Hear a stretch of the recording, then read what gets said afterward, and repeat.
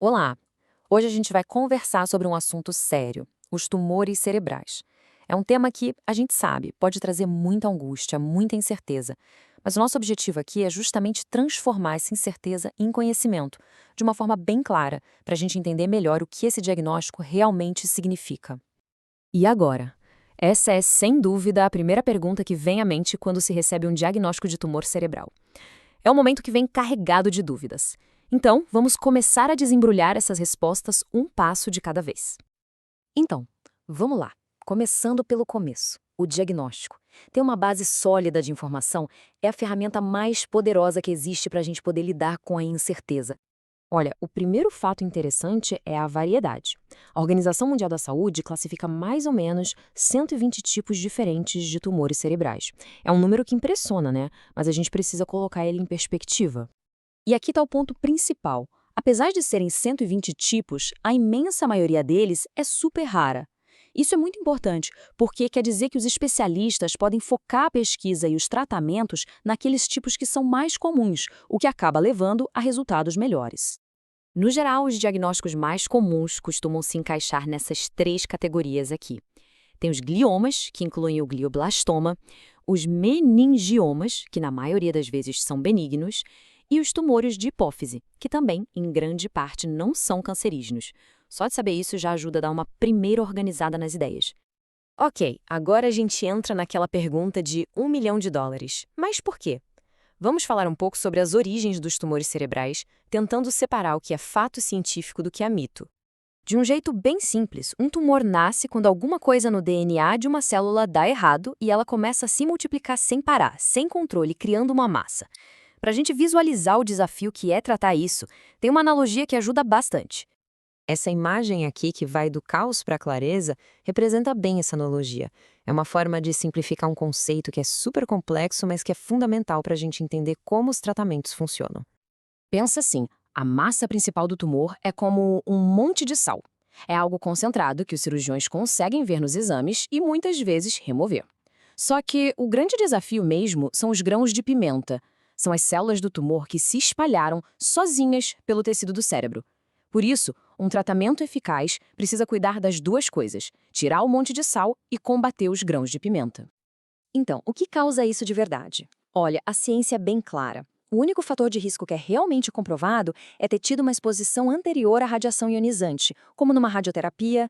Aquelas preocupações comuns, tipo o uso de celular ou tintura de cabelo, até hoje não tem nenhuma comprovação científica.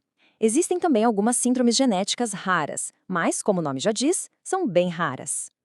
E trazendo aqui para a nossa realidade, no Brasil, o Instituto Nacional de Câncer, o INCA, estima que apareçam cerca de 11.100 novos casos de tumores do sistema nervoso central por ano. E para a gente ter uma ideia do que esse número significa, é claro que cada caso é uma vida, é super importante.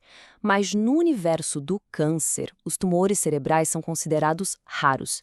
Eles são uma pequena fatia de todos os diagnósticos. Agora, se liga nesse dado que é um dos mais importantes e que muita gente não sabe. Cerca de 70% de todos os tumores cerebrais são benignos, ou seja, não são câncer. Essa é uma informação que, com certeza, pode trazer um pouco de alívio. Uma preocupação que surge quase que imediatamente, principalmente para quem tem filhos, é essa: será que é hereditário? E a resposta, na imensa maioria das vezes, é não. Quase todos os casos são esporádicos, sabe? Acontecem ao acaso, sem o risco de passar para frente. Aquelas síndromes genéticas que a gente falou são a grande exceção, não a regra. Bom, com essa base de conhecimento um pouco mais firme, vamos agora falar sobre ação. Entender quais são as opções de tratamento é um passo gigante para a gente se sentir mais no controle da situação. O tratamento costuma se apoiar em três pilares que podem ser usados sozinhos ou combinados. Primeiro, a cirurgia, para tentar remover aquela massa principal, um monte de sal. Depois, a radioterapia, para eliminar as células que ficaram, os grãos de pimenta. E também a quimioterapia, que usa medicamentos para combater o tumor pelo corpo todo. E além desses pilares, a medicina não para, né? Em centros mais especializados já existem terapias mais modernas, como as terapias-alvo, que são como mísseis teleguiados que atacam só as células do tumor, e também a chance de participar de estudos clínicos com tratamentos que ainda são novidade.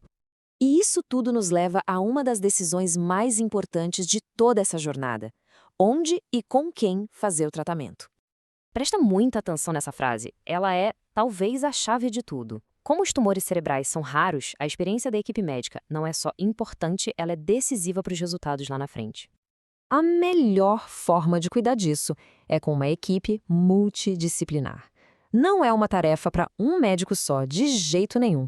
É um time de especialistas, neurocirurgião, oncologista, radiologista, entre outros, que trabalham juntos, discutindo cada detalhe do caso.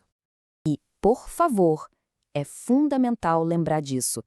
Procurar uma segunda opinião não é feio, não é desconfiança. É um direito. Se sentir seguro e confiante com o plano de tratamento é parte essencial do processo. Tem que perguntar tudo, tirar todas as dúvidas.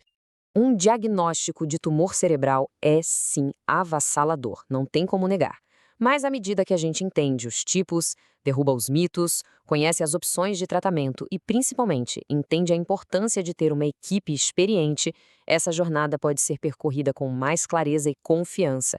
Porque, no final das contas, conhecimento não é só poder, é também o primeiro passo para a tranquilidade.